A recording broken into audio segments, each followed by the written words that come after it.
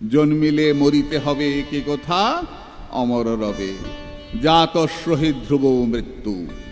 যে জন্মায় তাকে মরতে হয়। তাই আমরা সবাই তার হাতের পুতুল মাত্র। তিনি পালন করেন, তিনি সংহার করেন, তিনি সবকিছুর মূল। তাহলে তিনি করবেন, আমি আর লড়াই করতে যাব কেন? নিতাই রক্ষা করবে, পাপীকে নিতাই রক্ষা করে, পাপীকে নিতাই নাশ করে, আমার ভগবান নাশ করে। আমাদের কিছু করার নাই, যা করছেন তিনিই করছেন। না রে মা, ভগবান কৃষ্ণ যুদ্ধ করেন নাই। কৃষ্ণ বলছেন আমি সব করে রেখেছি, কিন্তু যুদ্ধটা কাকে করতে হয়েছিল? যুদ্ধটা কিন্তু অর্জুনকেই করতে হয়েছিল, কৃষ্ণ অস্ত্র ধরেন নাই।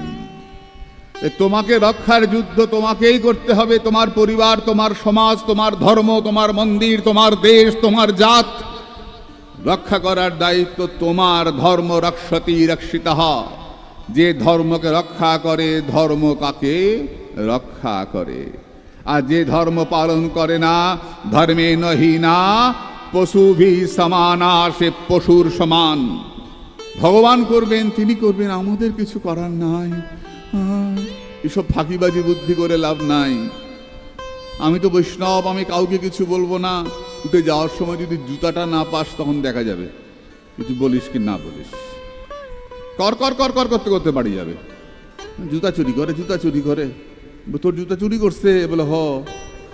তুই আইলি কেমনে? বলে আমি আরেকজন একটা পুরি আইসা পড়ছি। হেও চোর, আমিও চোর। চুরির প্রতিবাদ কি করে? চুরি করে।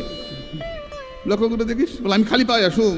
তাহলে তোর জুতো, তুই যার জুতাটা নিলি সে তো খালি পায়ে যাইব। বলে সে আরেকজনটা পরে যাব। মানে চোরের চেইন একদম। আশ্চর্য মানসিকতা, তাই না? জুতা চুরি করলে পরের জুতা আমি চুরি করি? যদি একজন আমারটা নিল তো আমি ওই কাজটাই করবো। তোমার বৈষ্ণবতা থাকে না। দেখেছি রাধাকুণ্ডে কি হয়। জামা নিয়ে, সায়া নিয়ে, ব্লাউজ নিয়ে, বালতি নিয়ে, জল নিয়ে যে অশান্তি লাগে, বাবা রে বাবা, কি অশান্তি! কোথায় থাকে বাবু বৈষ্ণবতা তখন? না না, সুবিধা যেখানে সুবিধা সেখানে আমরা, সুবিধা নাই সেখানে আমরা নাই।